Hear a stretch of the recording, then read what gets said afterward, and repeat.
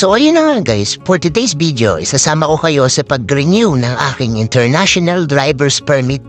Dito yan sa AAP, malapit sa Gilmore Station, Aurora Boulevard, Quezon City. Paglabas nyo ng station, kakanan kayo tapos ayan, madadaanan niyang pares na yan. Tapos konting lakad lang, sa bandang kanan, makikita niyo na yung building na yan. Meron naman yung logo ng AAP. Kayong makikita. Tapos yan may East-West Bank. Tapos pasok kayo. Tapos kukuha muna kayo ng ID pass. Mag-iwan kayo ng ID. At isusulat ang pangalan, address, firma, at ihulog sa Dropbox. Charot. Tapos akit na kayo sa taas. Tapos bubungan agad sa inyo yung Gran Turismo playing chair na yan. Mamaya, susubukan natin yan. Meron din silang travel agency dito. Tara, pasok na tayo sa loob. So pagpasok niyo dito guys sa processing area, makikita niyo agad yan dalawang machine na yan. Diyan kayo magpipill up ng application form, bago man or renewal. At dapat dala niyo ang inyong valid driver's license guys. Tapos ayan, inimpisahan ko na. Tapos may option dyan guys, new application or renewal. Pag pinili mo yung renewal, ayan, lalagay mo na yung name mo, tapos makikita na sa system yung pangalan mo kung may record ka. Tapos i-click mo na lang yung renew paglabas ng pangalan mo. Tapos pipili ka dyan sa option kung 1 year, 2 years, or 3 years. At ayan na rin yung mga presyo. Tapos ilalagay mo rin yung destination kung saan mo gagamitin yung International Driver's Permit. Tapos ayan na, good to go na. Pindutin mo na lang yung next, tapos submit. At hintayin mo na lang tawagin yung name mo sa counter. Yan, chill muna tayo. Waiting. Buti na lang may TV dito guys. At maganda rin yung view sa bintana. Kita yung train dyan pag dumadaan guys. Ayan, tinawag na tayo. Sir, pahiram ko ng local license. Sir, sa Japan, 1 year only lang. Wala pong 3 years. Wala. Sige po. Payment na lang, sir. Upo na lang muna, sir.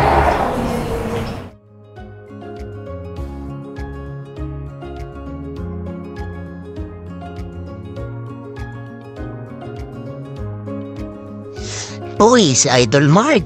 Tahimik lang. A few moments later. Sir, pero sleeping po.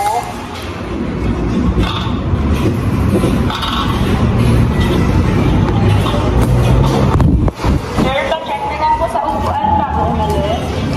One question lang. Anong country yung pwede yung 3 years? Actually, sir, yung years is parang kailangan, pag kumuha ka ng ganun, sir, kailangan pa exit ka din sa lugar. Parang hindi advisable din yung 3 years. Pero pwede siya sa US, Canada, mga ganun. Nasa Japan may pwede. Sir, for 1 year lang talaga. Thank you po.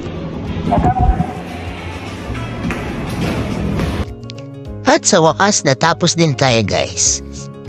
Ito yung laman ng pouch, insurance, tapos sticker, at saka yung bagong ID, saka yung permit mismo. Ayan. So babalik tayo next year dahil hindi pwede in 3 years.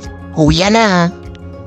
Siyempre bago umuwi, susubukan muna natin yung mga laro dito. Meron din ditong arcade na ano guys, Metal Slug guys, astig.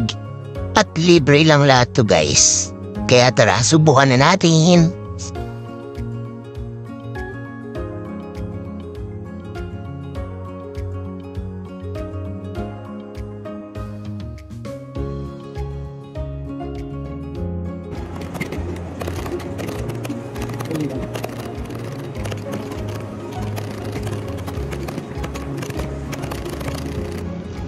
Atay na.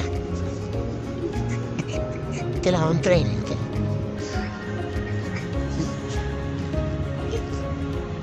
Lalim. Wah, yun lang eh.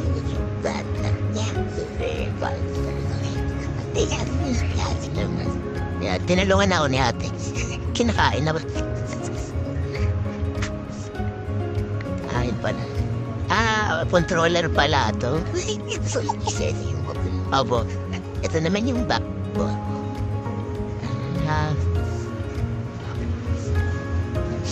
Thank you, ate. Ayan, hain na. Okay. Amerikas tayo. Quick trace lang, quickie lang.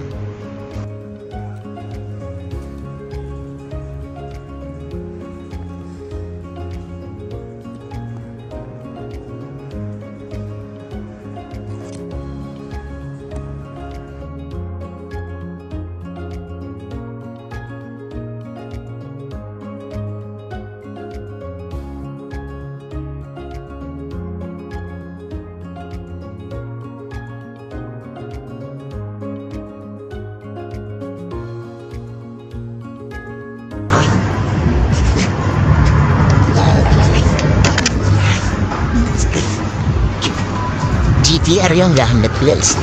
Selven tayo.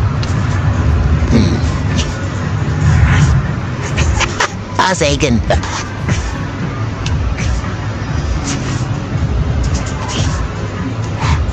Saya.